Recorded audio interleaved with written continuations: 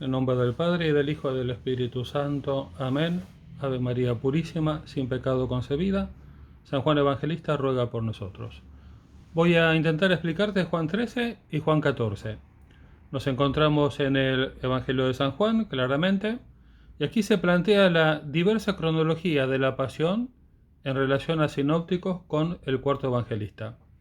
¿A qué me refiero? Si nosotros nos dirigimos 18:28. De la casa de Caifás llevan a Jesús al pretorio. Era de madrugada, ellos no entraron en el pretorio para no contaminarse y poder comer la Pascua. Este evangelio hace referencia al Viernes Santo, al momento en que Cristo es juzgado y muerto. San Juan está diciendo que por entonces no habían comido la Pascua. Mientras que si uno va a los sinópticos, a los tres sinópticos, encontramos, en el caso de Marcos 14:12, el primer día de los ácimos, cuando se inmolaba el Cordero Pascual, les dicen sus discípulos. Y allí viene todo el relato de la preparación y luego de la institución de la Eucaristía, que ocurrió efectivamente un día antes. Entonces, ¿cómo se explica esta divergencia en cuanto a la cuestión cronológica entre sinópticos y San Juan? Según el autor que uno siga, la hipótesis va a ser diversa. En mi caso, yo les voy a comentar lo que opina Ricciotti, Giuseppe Ricciotti, en la vida de Jesucristo. ¿Qué es lo que dice él? Que en esta cuestión tan antigua, lo que se plantea es la diversidad de calendarios. Es decir, según el evangelista San Juan, Cristo habría celebrado y habría padecido y habría muerto en 2 días, el 13, que habría sido la última cena, y el 14, donde él habría muerto. Mientras que en el caso de los sinópticos coincide con el 14 y el 15 de Nisan. Es decir, habría una diferencia en cuanto a los días del mes propio de las celebraciones hebreas. ¿Es esto una tesis? No, es simplemente una hipótesis. ¿Por qué se da esta divergencia en la cronología entre sinópticos y San Juan? Según siempre la conjetura y la explicación de Ricciotti, porque había diversos calendarios por aquella época. El calendario allí en Antigua Jerusalén no era al modo como es el actual calendario, como algo ya totalmente fijo, establecido y de alguna manera definitivo, sino que era muy incierto, muy variable. Y de hecho había 2 grandes calendarios. Uno era el calendario de los saduceos y otro era el calendario de los fariseos. Según Ricciotti, siempre indico quién dice qué, según Ricciotti, en el caso de San Juan, él habría seguido el de los saduceos, mientras que los fariseos habrían seguido, mientras que los sinópticos habrían seguido el de los fariseos. Bueno, hasta ahí la explicación de Ricciotti. Obviamente el texto de él, La vida de Jesucristo, es un libro antiquísimo, es del año 41, por tanto tiene prácticamente 80 años de antigüedad. Desde entonces hasta ahora esta divergencia cronológica que aparece conforme a las citas que les mencioné al inicio, no se ha movido mucho más de allí, salvo un último aporte a partir de los descubrimientos de Qumran, que según esta hipótesis, teoría y conjetura, Cristo habría celebrado la última cena, no según el ritual de los fariseos, no según, perdón, el calendario de los fariseos, ni tampoco según el calendario de los saduceos, sino según el calendario de los esenios, el calendario de los esenios. Pero también esta última hipótesis no deja de ser sino una mera conjetura. Bien, este tema de los calendarios y de la cuestión cronológica va a variar de acuerdo al autor que uno siga. Yo en mi exposición sigo Ricciotti y añado la versión final, esta o posibilidad de los esenios. Lo cierto es que nosotros en Juan 13 nos encontramos ya en el clima de la pasión. Por tanto, 13, 14, 15, 16, 17, 18, 19, 20 son acontecimientos que van a suceder en muy pocas horas, entre muy pocas horas. Estamos ya en el mismísimo Jueves Santo. Antes de la fiesta de la Pascua, sabiendo Jesús que había llegado su hora de pasar de este mundo al Padre, habiendo amado a los suyos que estaban en el mundo, los amó hasta el extremo. Acá podemos notar un par de palabras: pasar de este mundo, pasar de este mundo.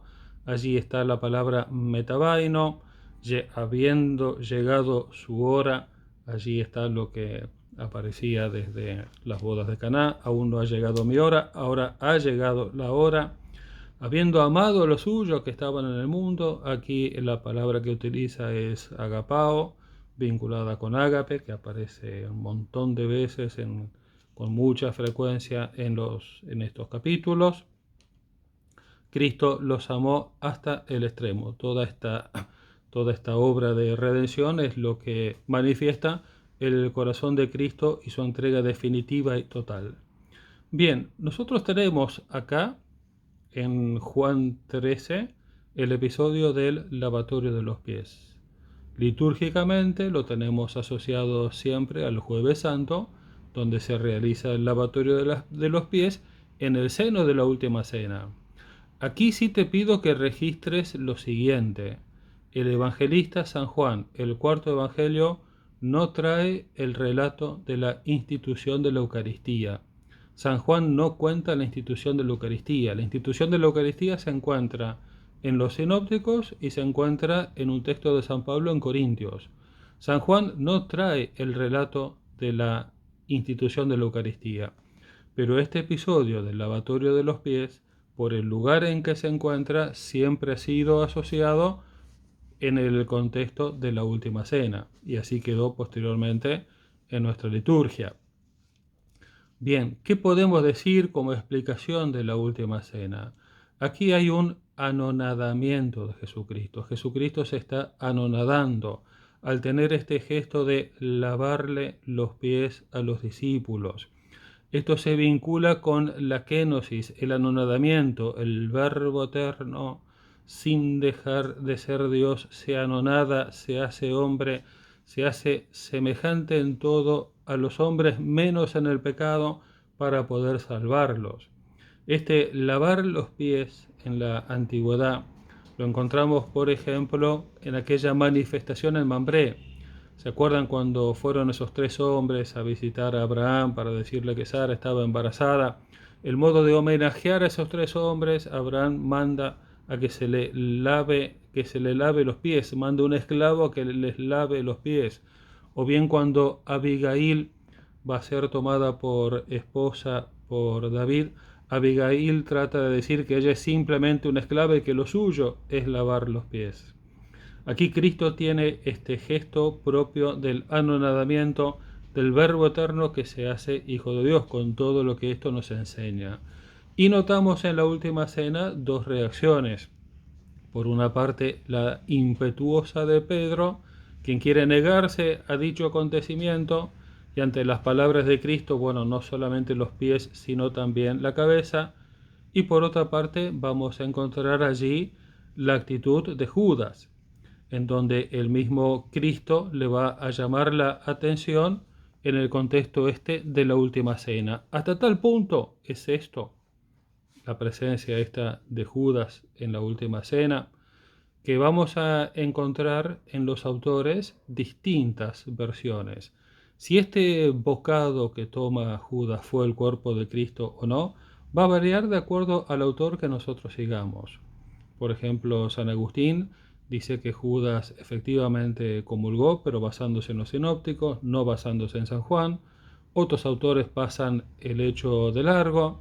Santo Tomás tiene un comentario muy característico al respecto. Si ustedes ven el Tuya, el dominico que yo les resumo allí, les acerco algunos textos, él por el contrario va a decir que Judas en la Última Cena no comulgó. Si uno acude a las revelaciones privadas, sabiendo que son totalmente subalternas a la revelación pública, Ana Catalina Emmerich dice Judas comulgó sacrílegamente y salió del cenáculo. Va a variar de acuerdo al autor, pero nosotros, si acudimos al texto como lo encontramos en San Juan, que es lo que intentamos conocer y comentar, vamos a encontrar lo siguiente. 13:2, durante la cena, cuando ya el diablo había puesto en el corazón a Judas Iscariote el propósito de entregarlo, allí tenemos la intervención en el corazón de Judas de un actor principalísimo detrás de lo que es el drama de la pasión. Y también en 13:27, y entonces tras el bocado, sin que uno por el texto pueda afirmar categóricamente si fue o no el cuerpo de Cristo, pero sí podemos decir con toda seguridad 13:27, y entonces tras el bocado entró en él Satanás. En fin, estamos nosotros en este tramo final de la materia, en este tramo final del Evangelio, viendo la entrega de Cristo, en donde se da el acto sublime de amor de su parte y por otro lado la acción de estas potencias demoníacas. Y fíjense cómo en el Evangelio de Juan esto está construido en el contexto de la luz y de las tinieblas, tema recurrente del cuarto Evangelio, y cuando tiene que rematar esta escena, va a decir el cuarto evangelista, era de noche, en 13:30 era de noche, indicando por una parte el horario en que se estaba celebrando esta cena, la última cena, en el contexto del Jueves Santo, y por otra parte indicando las tinieblas interiores que se hacen presente en aquel acontecimiento en torno al cenáculo. Por otra parte, y más allá de la cuestión que queda a tu indagación si es que Judas comulgó sacrílegamente o no en la última cena, te invito a que te fijes lo que dice 13:18. Tiene que cumplirse la escritura: el que come mi pan ha alzado contra mí su talón. Aquel acontecimiento de la traición que comienza a consumarse allí en la última cena, porque al salir de ella terminaría entregándolo, la Sagrada Escritura lo asocia al Salmo 41:10. El que come mi pan ha alzado contra mí su talón, otras traducciones, se ha alzado contra mí. Esta presencia de la Sagrada Escritura no es que lo diga algún comentarista o que lo diga algún exégeta. Este cumplimiento de un salmo con características proféticas en el contexto de la última cena lo dice el mismo cuarto evangelista. 13:18, repito, tiene que cumplirse la escritura. Gina, gegrafe, plerose. Es una expresión muy fuerte del texto griego. El que come mi pan, alzado contra mí su talón. Podríamos rematar también, dado que aquí se nota el amor de Cristo presente en este acontecimiento, podríamos mencionar en la última cena, lavatorio de los pies y última cena, no solamente Pedro, no solamente Judas, sino la presencia del discípulo amado. Allí encontramos en 13:22, sus discípulos, uno de sus discípulos, el que Jesús amaba, estaba a la mesa al lado de Jesús. ¿Por qué es importante destacar esto? Porque este estar al lado de Jesús, de parte de San Juan Evangelista, digamos nosotros el cuarto evangelista, San Juan en ningún momento dice en el cuarto evangelio que sea él, nosotros llegamos a través de esta expresión el discípulo amado y el otro discípulo, y a identificarlo aquí al apóstol, al discípulo amado San Juan, voy al punto sin seguir escapándome de lo que quiero decir.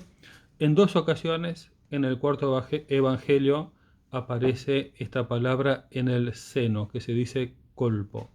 Aparece en el prólogo, cuando está terminando el prólogo, cuando habla del unigénito, cuando habla del monogenés, allí dice que el monogenés, el unigénito, que está en el seno del Padre, lo ha explicado todo. Y aquí también encontramos a el discípulo amado, lo encontramos en la última cena, al lado de Jesús, en el seno de Jesús, en el colpo de Jesús, tratando de tener allí un contacto íntimo con el Señor. Esto incluso da pie para aquella explicación por la cual dice que el verbo, el unigénito que está en el seno del Padre, lo ha explicado todo, es el Verbo eterno quien trae la plenitud de la revelación a los hombres, mientras que aquí es el discípulo amado quien se convierte en un instrumento para recibir los misterios del corazón de Cristo, que posteriormente lo explica en su Evangelio, que es el que intentamos de alguna manera comentar. Luego del episodio de la Última Cena vienen el discurso de la Última Cena, el discurso posterior de la Última Cena. Esto va a abarcar el resto del capítulo 13, 14, 15, 16 y 17 con la oración sacerdotal. Voy a terminar aquí el video y después empiezo otro para que sea un poco más fácil subirlo.